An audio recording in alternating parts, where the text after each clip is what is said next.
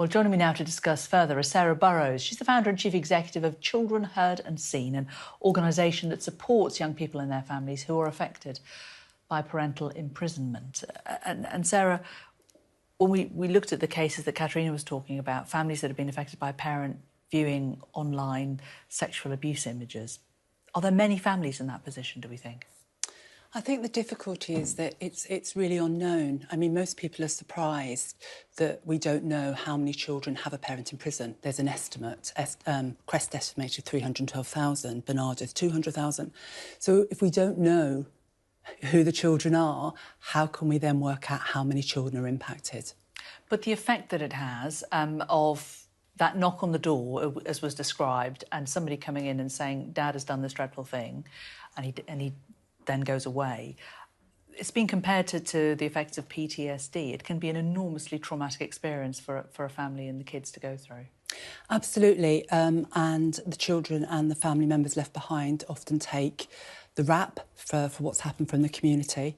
We've had instances of children that have had concrete blocks through the window, faeces through the door, been beaten up. You know, if my father did what your father did, I would kill myself.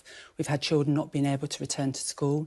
We've had children moving to different addresses, you know, to actually not be part of the community because of the backlash from something that they haven't done at all. And children really do need a space to process what has happened to the parent, to the parents, you know, going away and what has happened. The whole bit of that shame and stigma that stays with them is just horrendous. Now, organisations like yours help, but what provision is there out there apart from the odd charity? There's very, very little provision out there supporting children and families that are the ones that are left behind. There is an assumption that in some way social care might get involved. Social care do tend to get involved around sex offences, but it's more of a swoop in, have the children been harmed, no they haven't been harmed, and going.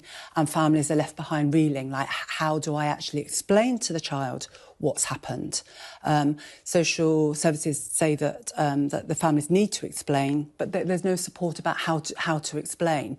One social worker said to a child, you know, your father touched people, so he's in prison, and the little boy is walking around the school playground not wanting to touch anybody. You know, it is, you know, families are just left behind with lack of provision and support. And there's, of course, the other element, which is that the person who has been in prison, who's committed the crimes, then still can have power over the people who are left behind in the home, can't they?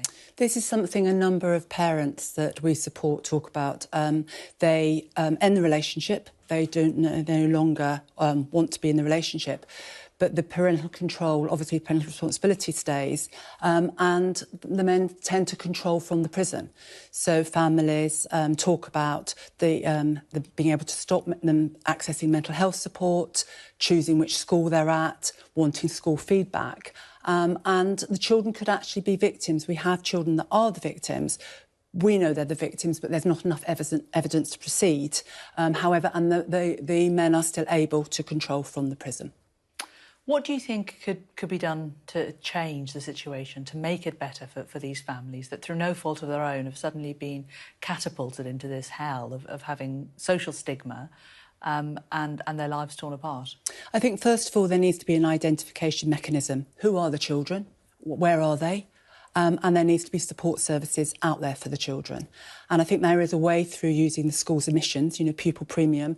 If we can support children who are in care or have been in care, or children who've been in the military, there is no reason why we shouldn't be supporting children whose fathers have committed, and mothers, serious offences like this. What kind of financial burden, though, do you think it could be? I mean, we don't know. There are estimates as many as 10,000 families could be affected in the UK, but financially it'd be quite a strain. It is, but simple support actually isn't very expensive. You know, we've supported over 1,000 children whose parents have been in prison, and only 4 have gone on to offend. You know, there was a piece of research about 65% of boys with a parent in prison go on to offend. So actually, it's cost saving in itself. But simple support doesn't actually cost much for families. It is the shame and stigma of something they haven't done. By being able to meet others, having the opportunity to process what has happened, can actually be transforming for children and their families. And when you speak out openly about it, and from this piece that we've put out today, do you think you'll get a lot more people coming forward? Yeah, anytime we talk about it, currently we're supporting over 400 children and a quarter have a parent that has committed a sex offence. So as soon as we talk about it, people are like, actually, we need support, we need help. And there is lack of provision up and down the country for children and their families. Okay. I mean, it's so hard, isn't it? Your heart breaks for these kids, and also just the other impacts that you don't think of are sort of, one of the mums was talking about, because the images were stored on a family computer, she lost all of her images of her children. All of their lives together were erased and destroyed by the courts.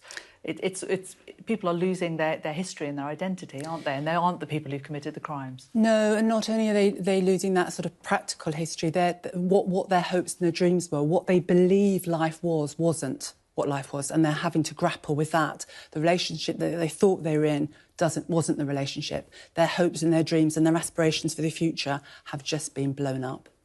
Sarah Burrows from Children Heard and Seen. Good to talk to you today. Thank you for coming in.